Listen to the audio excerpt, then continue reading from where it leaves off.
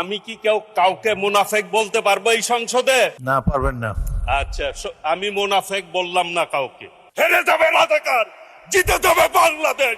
নয়া পল্টনে কড়া বক্তব্য রাখছিল, পুলিশ আসুক, গুলি করুক, দেখি কিভাবে করে।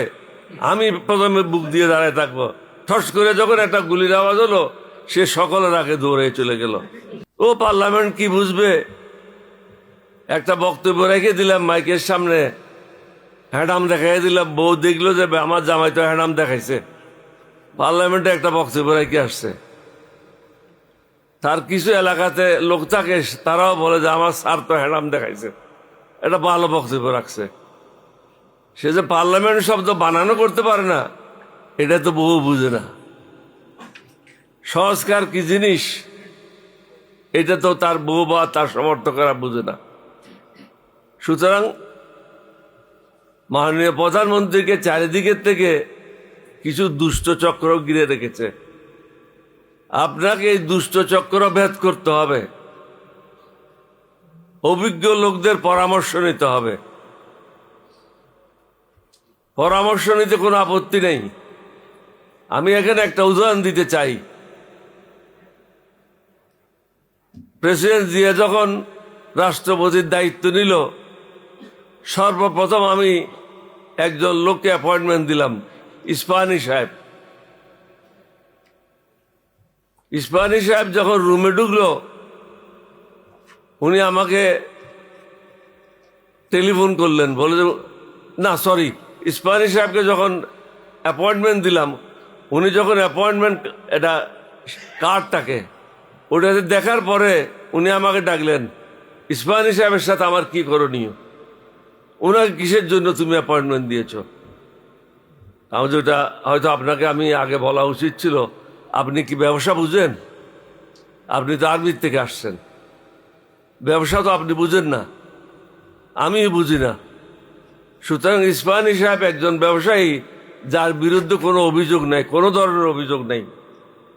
তার জীবনের সমস্ত রুজি রোজগার যা কিছু পুঁজি আছে সব কিছু তৎকালীন বাংলাদেশে, সরি পূর্ব পাকিস্তানে করেছে, বর্তমান বাংলাদেশে করেছে, অন্য জায়গায় সে কোনো পুঁজি করে নাই। তার বাড়ি হলো ইরানেই। সুতরাং তার কাছ থেকে সঠিক তথ্যগুলি পাবেন, কিভাবে ব্যবসা করতে হয়, কিভাবে ব্যবসায়ীরা ফাঁকি দেয়, ট্যাক্স কিভাবে ফাঁকি দেয়, সরকারের কি করণীয়, ব্যবসায়ীদেরকে আরো উৎসাহিত করার জন্য কি করণীয়। আপনি শুধু শুনতে থাকবেন, মাঝে মাঝে প্রশ্ন করবেন। উনি আমাকে বললেন যে এটা আগে বলো নাই কেন? আমি যে আগে বলি নাই, আসলে তাড়াহুড়োর মধ্যে ছিলাম, যার কারণে এটা বলতে পারি নাই।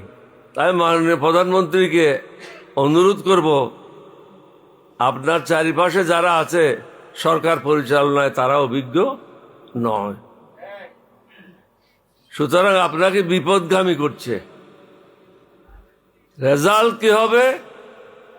আমরা যারা 11 দলীয় ঐক্য জোটে আছি, আমরা সিদ্ধান্ত নিয়েছি, এখানে আমরা ক্ষান্ত হব না। এটা হলো আমাদের প্রাথমিক স্টেজ। এরপরের স্টেজ হবে বিভিন্ন বিভাগে বিভাগে জনসভা, এরপরে হবে জেলায় জেলায় জনসভা, এরপরে হবে পুরা বাংলাদেশে জুলাই অভ্যুত্থানের মতো একটা অভ্যুত্থান। এটা কি আপনি সামাল দিতে পারবেন? আপনি নিশ্চয়ই মাঝে মাঝে ভিডিও দেখেন। আপনারা হয়তো চিন্তা করছেন এই সরকার আসার 2 মাসের মধ্যে কি প্রয়োজন হয়ে গেল এতগুলি জিনিস নিয়ে আলোচনা করার। আমরাও চাই নাই এই সরকারের বিরুদ্ধে কোনো কিছু করার, কিন্তু এই সরকারে বাধ্য করছে আমাদেরকে তাদের বিরুদ্ধে অবস্থান নেওয়ার জন্য। সংস্কারটা আপনারা যদি এখানে শুনেছেন, জামায়াতের সেক্রেটারি জেনারেল খুব বিস্তারিতভাবে ব্যাখ্যা করেছে। এটা কিন্তু কোনো দলকে সুবিধা দেওয়ার জন্য না, কোনো ব্যক্তিকে সুবিধা দেওয়ার জন্য না, এটা হলো জনগণকে সুবিধা দেওয়ার জন্য। যখন যে সরকার আসে, সে যেন অন্যের উপর অন্যায় করতে না পারে, এটাই হলো তার মূল লক্ষ্য। কারণ যারা ক্ষমতায় আসে তারা মনে করে তাদের বাপের দিনের সম্পত্তি বা চাচার দিনের সম্পত্তি, আমি যা ইচ্ছা তা করব। হাসিনা যেরকম বলতো, এটা আমার দেশ, আমার বাবার দেশ, এটা আপনারা শুনেছেন। এটা হলো বাংলাদেশ, এটা কারো দেশ না, আমাদের সকলের দেশ। সুতরাং এখানে জনগণ যেটা চায় সেটাই করতে হবে। আমরা সর্বসম্মতিক্রমে সিদ্ধান্ত নিয়েছিলাম যে সংস্কার প্রয়োজন। আমি একটা দুইটাতে অংশগ্রহণ করেছি, বাকিগুলো আমাদের প্রতিনিধিরা ছিল।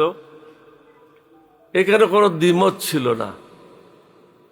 আমি একটা কথায় দুই একটা শুধু আপনাদের সামনে উদাহরণ দিতে চাই, জনগণ যেন আমাদের ব্যাখ্যাগুলি বুঝে।